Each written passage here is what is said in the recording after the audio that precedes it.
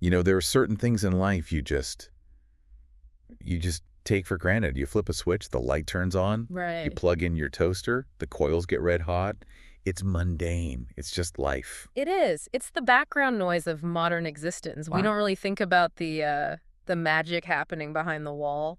But if I really pressed you, or honestly, if I asked myself what is actually happening inside that copper wire, I'd probably give you the answer I learned in 10th grade physics. Oh, yeah. You know the one?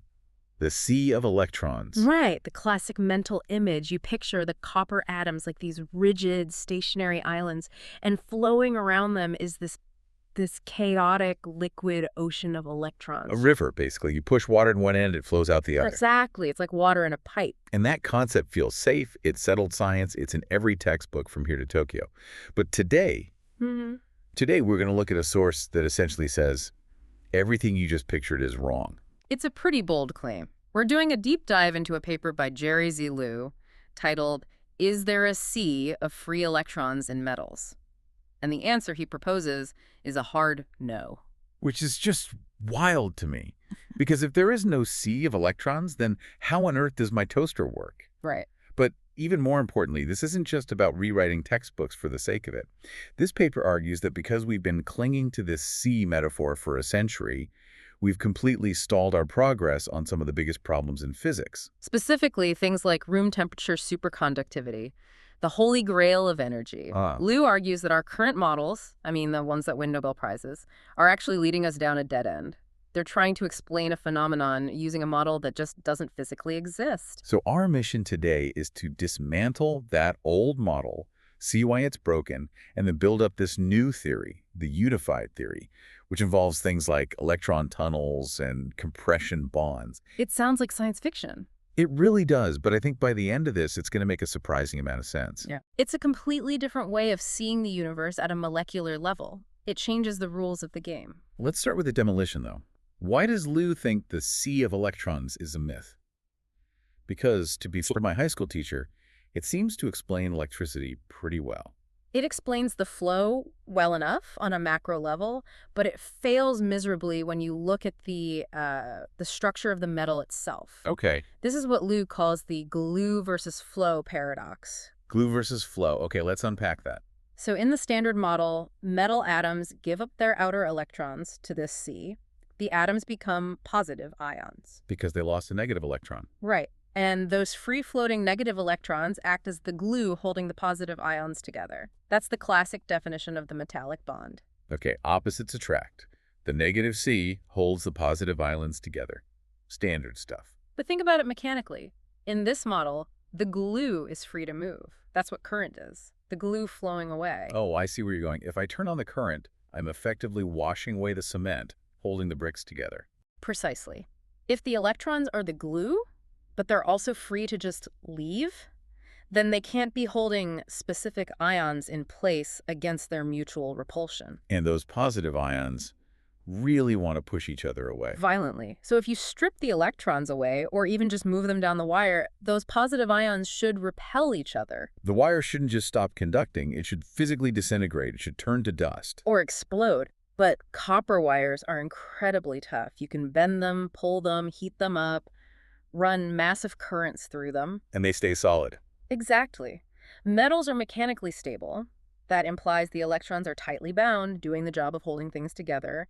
But the C model says they are loose and wandering around. You can't have it both ways. You can't be the structural cement and the flowing water at the same time. Okay, so that's the structural problem. The glue concept is shaky. But the paper also mentions a massive contradiction with resistance, right? Something about pressure. This is my favorite part of the argument because it's so intuitive, yet it completely breaks the standard model. This involves the Drude model. Drude. Sounds like a villain from a sci-fi movie. Beware the Drude model. It does, but it's actually from 1900, named after Paul Drude. His theory was that resistance is caused by electrons crashing into the atoms of the metal lattice. Like a pinball machine. The perfect analogy. The electrons are the balls, and the atoms are the bumpers. Or like running through a crowded room. Right. The more you bounce off the bumpers, or the more people you bump into, the higher the resistance. That's why the wire heats up. It's friction from all those collisions. That makes perfect sense to me. It does, until you introduce pressure. So imagine that crowded room of people trying to get to the exit. Okay. If I squeeze the walls in and pack everyone tighter together, does it get easier or harder to run through? Harder. Definitely. You have less space. You're going to bump into way more people. So logic dictates that under the Druid model, if you compress a metal apply, high pressure resistance should go up. More collisions. More resistance. But in reality, when we actually do the experiments and put metals under high pressure, resistance almost always decreases. Conductivity gets better. Wait, really? So the model predicts the exact opposite of what actually happens in the lab? The exact opposite. And we've known this for a long time. It's a known anomaly. The Druid model simply cannot explain why squeezing a material makes electricity flow smoother. That feels like a massive red flag. If your map says turn left and the road turns right, you're using the wrong map. It is. And it gets even messier when we get to superconductivity. This is where we talk about the BCS theory. This is the big one. This is the Nobel Prize winner. Yes. Bardeen, Cooper, and Schrieffer. Their theory relies on something called Cooper pairs. Basically, the idea is that at very low temperatures, electrons pair up. Which is weird because electrons are both negative. They should hate each other. They should. But the theory says they overcome this through sound waves or phonons in the lattice. Okay. The idea is that an electron moves through the lattice and its negative charge attracts the positive nuclei toward it. This creates a ripple, a little region of higher positive charge. Like a wake behind a boat. Roughly. And that positive wake then attracts a second electron. So they're paired up by this distortion in the lattice. The first electron sort of paves the road for the second one. That's the metaphor. But Liu points out a fundamental physics problem with this. Electrons aren't just moving through empty space with bare nuclei. Those nuclei are surrounded by their own electron clouds. Right. Atoms have shells, layers. And negative charges repel negative charges. So a free electron passing by shouldn't attract the core. It should repel the electron cloud protecting the core. It should push the atom away, not pull it closer. So the very mechanism for creating this pair is fighting against basic electrostatic repulsion. Exactly. And then there's the temperature issue. BCS theory predicts that superconductivity has a hard limit. It implies it should basically stop working above a certain temperature, around 30 Kelvin. It's strictly a low temp phenomenon in that model. But we have found superconductors that work at higher temperatures, haven't we? We have. Since the 1980s, we've been finding high-temperature superconductors, often ceramic materials, that completely break the BCS limits. We're seeing superconductivity at temperatures that the old theory says should be impossible. The theory just doesn't match the data anymore. It's struggling. We keep trying to patch it, adding epicycles to make it work, but Liu suggests we need to stop patching and start over. Okay, so let's recap. We have a glue that shouldn't hold the metal together if it flows. We have a resistance model that fails the moment you squeeze it. And we have a superconductivity theory that can't explain modern discoveries. It's a house of cards. So let's blow the house down. If there is no sea of electrons, where are they? Because clearly electricity is real. We aren't hallucinating our light bulbs. No, we aren't.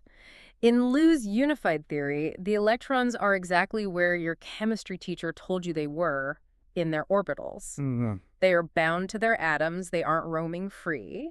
But if they're stuck to their atoms, how do they move? We need movement for current. If everyone is locked in their house, how do we get traffic? We need a new road. And this is the core concept of the paper. It's called the isopotential electron tunnel. Isopotential electron tunnel. That sounds very technically dense. Let's break that down. Think of a city skyline. You have a bunch of skyscrapers. Yeah. Those are your atoms. The electrons are people living in the apartments on the lower floors. That's their valence orbital. Okay. I'm on the 10th floor. I can't get to the next building because there's a gap. Right. You're stuck. That's an insulator. But imagine if all the buildings were connected by a sky bridge on the 50th floor. A tunnel connecting the roofs. Exactly. Yeah. If you stay in your apartment, you're localized. You're part of the structure. But if you have enough energy to take the elevator up to the 50th floor to the bridge, you can run across the entire city without ever touching the ground. Okay, that's a great visual. So the sea isn't the ground floor. The current happens way up on the roof. Yes. And that bridge isn't a physical pipe. It's a shared energy level. When atoms get close enough, their outer orbitals can overlap just right to create a continuous path where the energy is the same everywhere. Isopotential. Same potential. There you go. So in this new model, what is resistance? It can't be collisions. Resistance is the elevator ride. It's the energy cost to lift an electron from its home orbital up to the tunnel level. Oh, that just clicks. So it's not about bumping into things, it's about the effort to get up to the highway. Precisely. If the bridge is really high up, it's high resistance. It's hard to get there. If the bridge is low, it's low resistance. And what about heat? Where does that come from? It does. In the old pinball model, heat came from collisions. In this model, heat is what happens when an electron falls off the bridge. Walls off. When an electron drops from the tunnel back down into a vacancy hole in a lower orbital, it has to release that potential energy. And that energy is heat. It emits it as electromagnetic waves, infrared radiation. That is resistive heat. This feels much cleaner. It explains why we need voltage to give the electrons that push up to the conducting level. And it gets even more interesting when Liu applies this to hydrogen. He uses this great thought experiment. Imagine taking two hydrogen molecules. Okay, H2. Normally they're separate, but imagine pressing them together into a tetrahedron shape. Like a pyramid. Right. If you get them close enough, their orbitals overlap in a way that creates a four-way bond. The tunnel connects all four atoms. So an electron can move between any of them. Without jumping, the bond is the tunnel. So if you arrange the geometry right, the bridge is built in. Now you're getting it. And this leads us directly to the aha moment for superconductivity. Remember the paradox about pressure, the one that killed the Drude model? The mosh pit problem. Why squeezing makes conductivity better. In the tunnel model, pressure isn't packing people tighter. Pressure is physically pushing the buildings closer together. Okay, so if the buildings are closer. When you push the atoms closer, the properties of the electron shells change. And specifically, the gap between the apartment, the valence shell, and the bridge, the tunnel, it shrinks. The elevator ride gets shorter. Exactly. Squeezing the material lowers the energy barrier. You need less voltage to get current to flow. Resistance drops. And if you squeeze it really, really hard, The gap hits zero. The apartment floor becomes the bridge. The orbital overlaps with the tunnel perfectly. so the electrons are naturally just living inside the tunnel. Yes, they don't need any extra energy to move. They can flow forever with zero resistance. That is superconductivity. That is it. Zero resistance. No Cooper pairs dancing with sound waves. Just simple geometry. You squeeze the orbitals until they align. That makes so much sense. Yeah. It explains why high pressure creates superconductors. You are literally forcing the tunnel to open. And it explains the temperature part, too. Why do we usually need extreme cold? Well, heat makes things expand, right? Vibrate more. Exactly. Heat is vibration. It pushes atoms apart. It widens the gap between the buildings. But cold reduces that vibration. It lets the atoms settle closer together. So cooling a material is just another way of squeezing it. Correct. Cold and pressure do the same thing. They reduce the molecular spacing. This is why Liu calls it a unified theory. It puts everything, insulators, conductors, superconductors, on the same spectrum. It's all just a question of the distance between the orbital and the tunnel. That's it. This feels incredibly elegant. It solves all the contradictions, but we still have one loose end, the one we started with. The glue. Right. If the electrons are tucked away in their apartments or running along these specific tunnels, they aren't swimming around holding the whole structure together. So why doesn't a copper wire just crumble? What is the bond? This is where the source takes a fascinating detour into something totally different. Helium. The stuff in balloons. The very same. But when you get helium extremely cold down near absolute zero, it becomes a superfluid. It has zero viscosity. It flows without friction. It's bizarre stuff. I've seen videos of this. It can leak through solid glass, climb up walls. It looks alien. And the reason it does that is that the intermolecular attraction, the normal forces pulling molecules together, it just vanishes. Helium atoms are perfect little symmetrical spheres. So they don't stick to each other. At those temperatures, not at all. They're just independent marbles rolling around. But here's the puzzle. You cannot freeze superfluid helium into a solid just by making it colder. You can go all the way down to absolute zero, and it stays liquid. I thought everything froze eventually. Not helium. The only way to make it solid is to apply pressure. You have to squeeze it. Why? Why does squeezing work when extreme cold doesn't? Liu argues this proves the existence of a totally different type of bond. He calls it the compression bond. Okay, how does that work? Imagine a perfectly round rubber ball. If I squeeze it between two boards, what happens? It squashes. It bulges out of the sides. It becomes not round. Asymmetrical. When you squeeze an atom, you deform its electron cloud. You make it lopsided. And when an electron cloud is lopsided, it creates local positive and negative fields. It creates polarity. Exactly. And those fields attract the fields of the neighboring squashed atoms. That attraction is the bond. So pressure actually creates the glue. Yes. In helium, you have to force it because helium is so stiff and perfect. But think about metals. Metal atoms are huge. They have these big, messy, complex electron clouds, d orbitals or forbitals. They're floppy. They are naturally squishy. They're easily deformed. So Liu argues that in metals, you don't need external pressure. Yeah. The atoms naturally deform each other just by being close. They form these compression bonds naturally. So the sea of electrons isn't the glue. The squishing of the clouds is the glue. Precisely. And this explains the physical properties of metals way better than the sea ever did. Take ductility, the ability to stretch a wire. Right, if I pull a piece of copper, it stretches. If I pull a diamond, it just snaps. In a rigid bond like a diamond, if you pull, you break the link, snap. But with a compression bond, you're just relying on the deformation of the cloud. If you slide the molecules past each other, the clouds just redeform and rebond in the new position. It's like memory foam. It just readjusts. It's a flexible, dynamic glue. It explains the density, the luster, the malleability. It's a mechanical explanation, not a metaphorical one. So we have a complete pressure bond holding the structure together and isopotential tunnels allowing the current to flow. But only if the spacing is right. That's the summary. It replaces a paradox with a consistent mechanical system. Okay, so I'm sold on the theory. It's cleaner. But I always like to ask, so what? What does this actually mean for us? Why should you, the listener, care about electron tunnels? Well, there are two massive implications. One is cosmic, and one is going to change our daily lives. Let's start with the cosmic one, planetary science. If superconductivity is just a function of pressure of squeezing atoms until their tunnels overlap, then think about what is happening deep inside massive planets. Jupiter, Saturn, even Earth. The pressures are unimaginable. So ordinary materials would turn into superconductors down there. Naturally occurring superconductors. Miles and miles of them.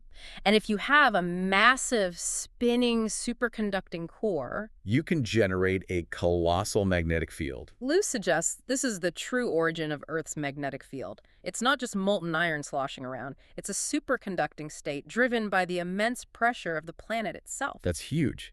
Means the universe might be full of superconductors. We just live on the low-pressure surface where they're rare. Exactly. But you mentioned something that changes my life. Room temperature superconductors. The Holy Grail. Lossless power grids, levitating trains, unlimited battery life. We've been chasing it for decades. And we've been chasing it mostly by, playing chemist. Mixing element A with element B, hoping for a magic potion. Right. We've been looking for materials that support Cooper pairs at room temperature. But Lou's theory gives us a recipe, a clear direction. And the recipe is geometry. The recipe is decrease the molecular distance. We know pressure works, but we can't build a power grid inside a diamond anvil vise. That's not practical. So we can't squeeze the whole power grid. What do? We mimic pressure. We need to engineer molecular structures that inherently attract each other so tightly that they create that pressure internally. Self-squeezing molecules. Exactly. We need to design materials where the internal attraction, that compression bond, is so strong that it pulls the valence orbital into the tunnel naturally without needing a giant machine to squash it. Makes it sound like a structural engineering problem, not just a chemical one. You're building a nanostructure. It connects physics, chemistry, and engineering. If we stop looking for Cooper pairs and start looking for tunnel overlaps, we might finally find the material that powers the next century. We've just been looking for the wrong mechanism. It is wild to think that a century of physics might have been holding us back because we were so in love with a simple metaphor. It really highlights the danger of settled science. The Sea of Electrons was a useful tool for simple circuits, but metaphors can hide the actual mechanics. And when you strip it away and look at the forces, repulsion, attraction, pressure, you get a much clearer picture of reality. So we've moved from a chaotic, contradictory ocean of particles to a precise, elegant system of tunnels and bonds. And we've seen that insulators, conductors, and superconductors aren't different animals. They're just the same animal under different amounts of pressure. It leaves me with a pretty heavy thought. If the Sea of Electrons, something taught in every high school in the world, might just be a misconception, what else do we think we know? That is the question. How many other facts are just waiting for someone to come along and say, hey, wait a minute, the math doesn't actually work here? I'm going to be thinking about that every time I turn on a light switch from now on. I'm not visualizing water in a pipe anymore. I'm visualizing electrons jumping up into a skyline bridge. As you should. It's a much more exciting commute for them. Thanks for joining us on this deep dive. Keep questioning the models, and we'll see you next time.